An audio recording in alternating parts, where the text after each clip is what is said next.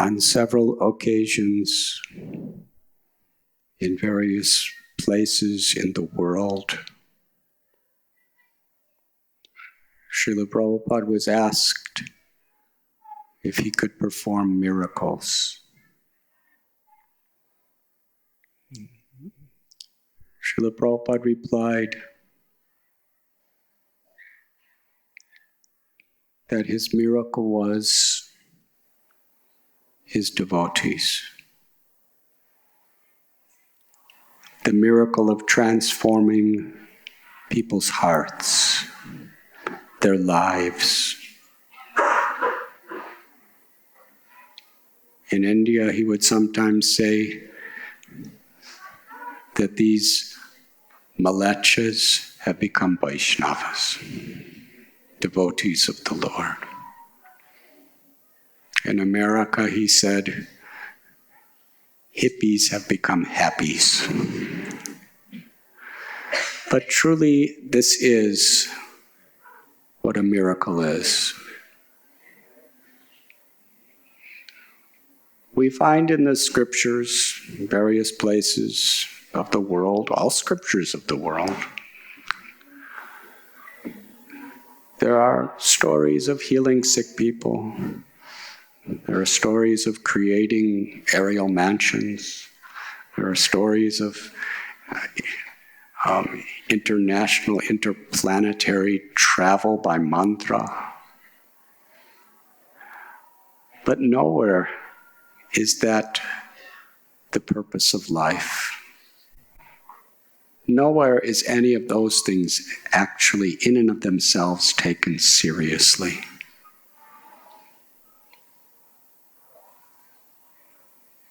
The only serious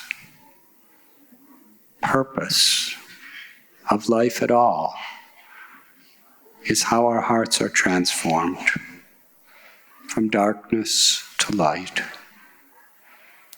from selfishness to selflessness, from hate to love, from illusion to understanding the Supreme Personality of Godhead, the cause of all causes, and to awaken love and service. Mukunda Maharaj, His Holiness Mukunda Goswami Maharaj, who was one of the earliest of the followers of Srila Prabhupada. He wrote a book, Miracle on 2nd Avenue. He writes what he personally observed and understood by being in Srila Prabhupada's side. Srila Prabhupada left India when he was just embarking on 70 years old with 40 rupees. When he landed in America after heart attack, seasickness, he really didn't know anyone. He himself said he was loitering, almost homeless, in New York City, in a ghetto area, the Bowery, with no friend and no means. Mukunda Maharaj met him at that time. And somehow he got that little storefront on 2nd Avenue. It's hardly a fraction of the size of the room we're in today. Old building, quite dilapidated, even then, in a very bad neighborhood. What a miracle Prabhupada performed. He said, when I came to your country, I just had these two symbols, the karatals. By his chanting, by his speaking, Sometimes the only prasad he had is someone would donate an apple and he would cut it in as many pieces as the guests were there and offer it to Krishna and then give it.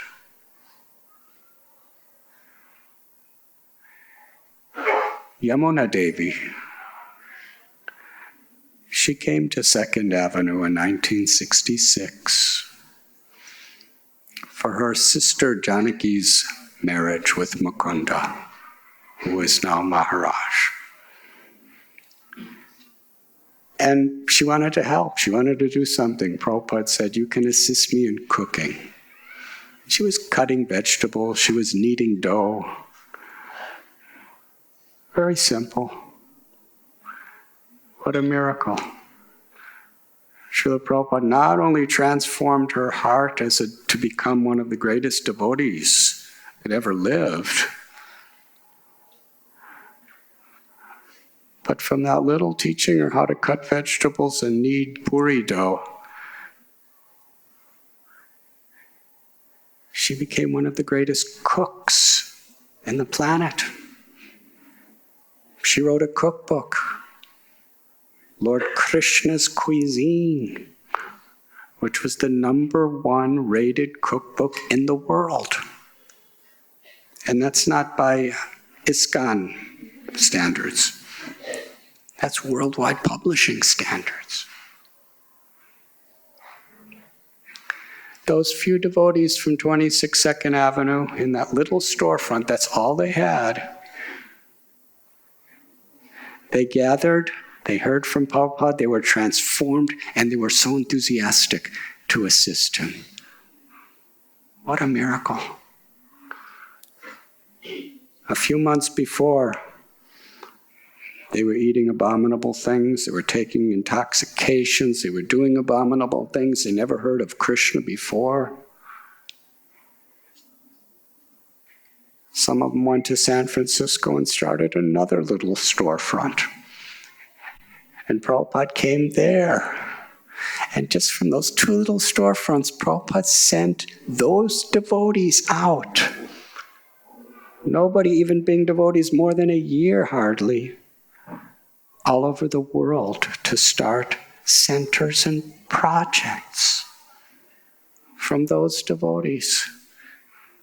He sent to start Krishna consciousness movement in Canada, in Africa, in South America, in Australia, in Germany. He sent 3 household couples, just joined a year before, to England.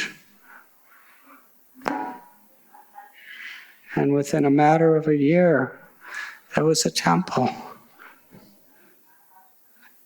There was tens and thousands of Hare Krishna records being sold.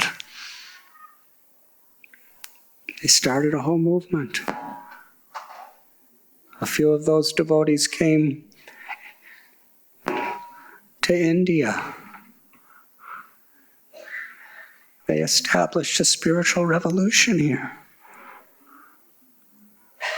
Such a miracle. They began publications. There was no Back to Godhead. That was not being printed for many years. They would just make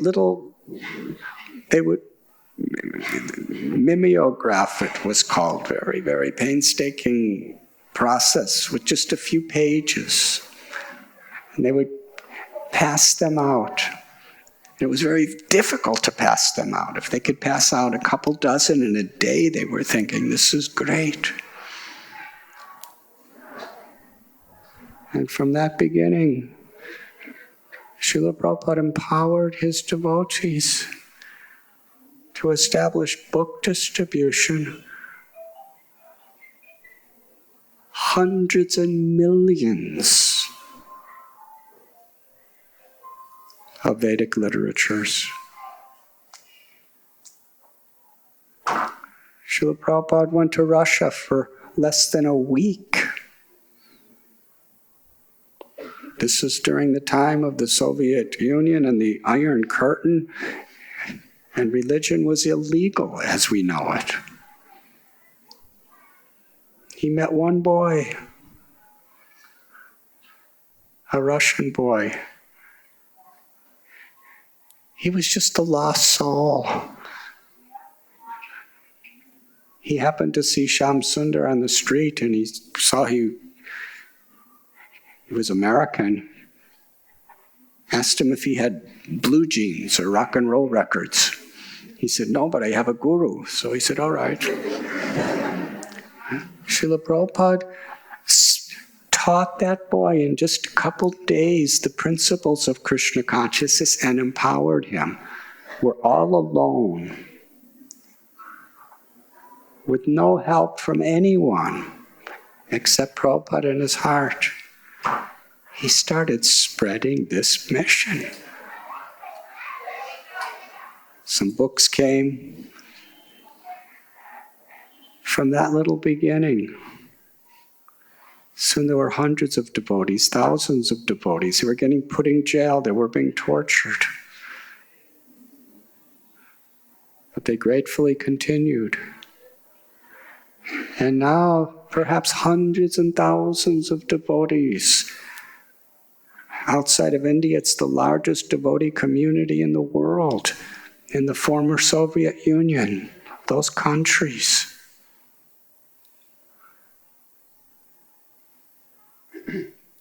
Such a miracle.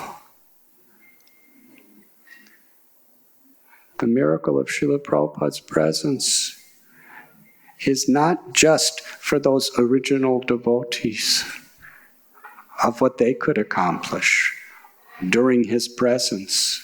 Because see what's happening even today.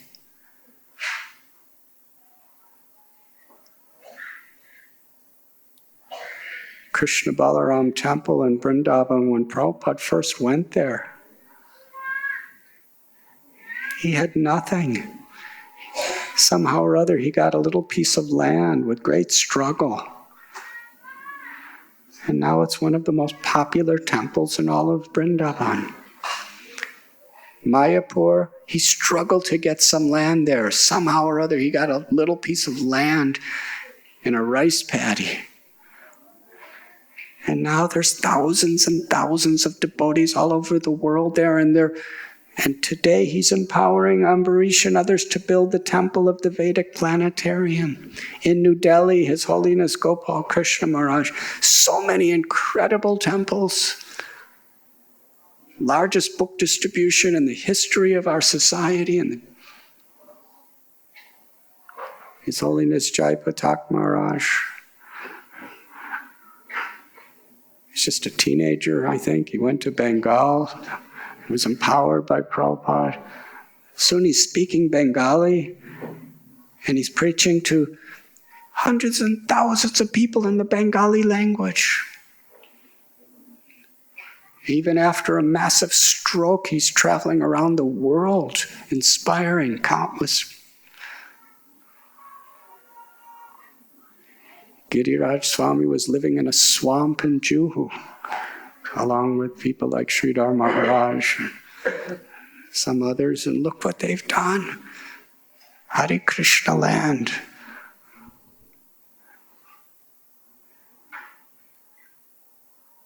Prabhupada left with 40 rupees. It's a miracle. The projects, our small family here at Radha Gopinath Temple, the various projects and extension centers.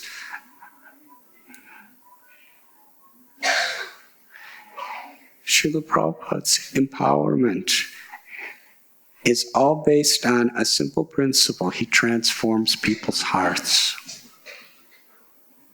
Because all of these projects we're talking about, and many, many, many more, 10 times, 100 times, 1,000 times more, they've all been established by people who began with practically nothing on behalf of Prabhupada weren't getting paid anything. We're simply doing it out of love for him, in the service of Krishna. That's the foundation of everything within Prabhupada's society.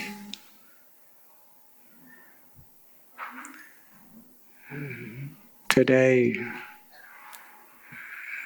I was asked to offer the arti for Srila Prabhupada's Vyasa Puja ceremony at Sri Sri Radha Ras Bihari Temple.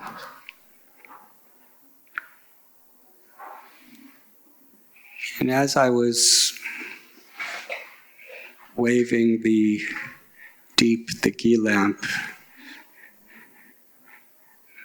as an offering to Srila Prabhupada, I was remembering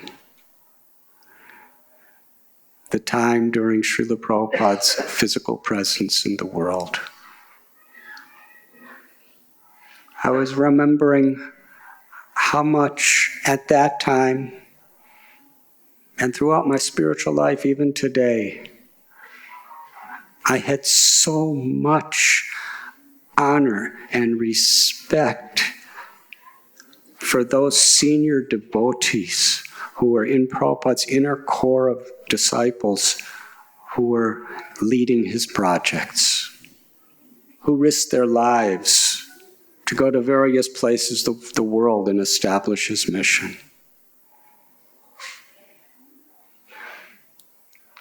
And as I was offering the arti, I was remembering how there was always so much joy in my heart to see those devotees do wonderful things. And even more joy in my heart that I could please Prabhupada by assisting them. And not only was I remembering, but I was experiencing how in those days I was never a leader in any managerial or role, organizational role. I was under a person who was under another person who was under another person under another person. And such people had very little access for personal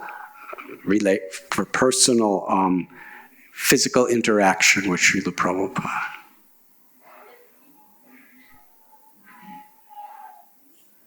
But I remember how happy it was, because in trying to please Srila Prabhupada, in trying to follow his instructions, and appreciating other devotees, there was such incredible feeling of Prabhupada's presence, such an incredible joy. And today, I'm in a different role altogether in many ways. But actually, it's the same. By appreciating others' devotional service, by appreciating how others please Prabhupada so much, by remembering the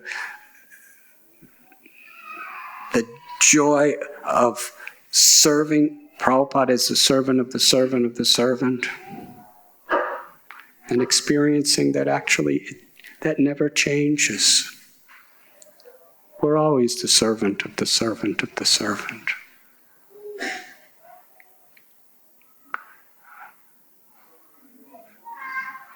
One time, when Srila Prabhupada came to the community I was living, some of my very senior god sisters, who I honored so much, because they had close relationship with Prabhupada, they made the garland to welcome Srila Prabhupada. And they asked me to place it on Prabhupada. And I was thinking, how could I do that? The very senior leaders, they always do that, not little people like me. They said, the senior leaders always get to do that. We want you to do it. And I said, no, that's not right. And they ordered me. I'm a little brahmachari. They're Matajis. I had to obey their order. So they gave me the garland, and I followed Prabhupada in the temple room, and he sat on his Vyasa-san.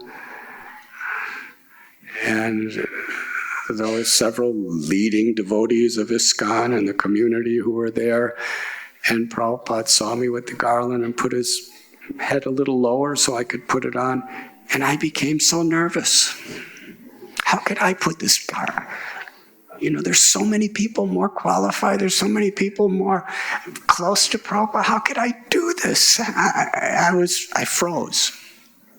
And Srila Prabhupada was looking at me like,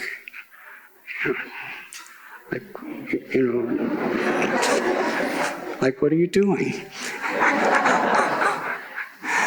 And suddenly I gave the garland to one of the leaders, and he just put it on Prabhupada.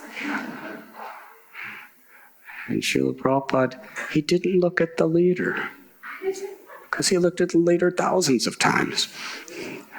He looked at me, and he nodded his head and smiled, said, yes, you have understood what I want, that you'll be happy to be the servant of the servant of the servant. Srila Prabhupada's miracle is how every single one of us, during his physical presence today and forever in the future, every single one of us who just appreciate not what we don't have, but what we have. We have the opportunity to serve. We have an opportunity to chant Hare Krishna. We have the opportunity to read Prabhupada's books, to distribute his books through book distribution, through our words, through our actions. We have the opportunity to serve his projects, to spread his mission. We have every opportunity anyone ever had in whatever position we're in, if we're sincere.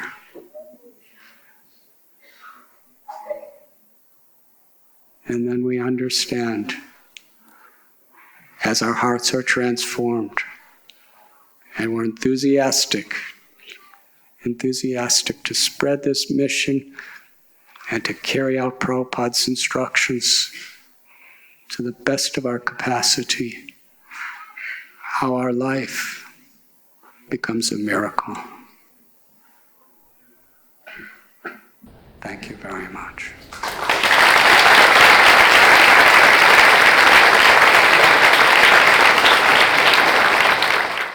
RG Media YouTube channel. Like, share, subscribe.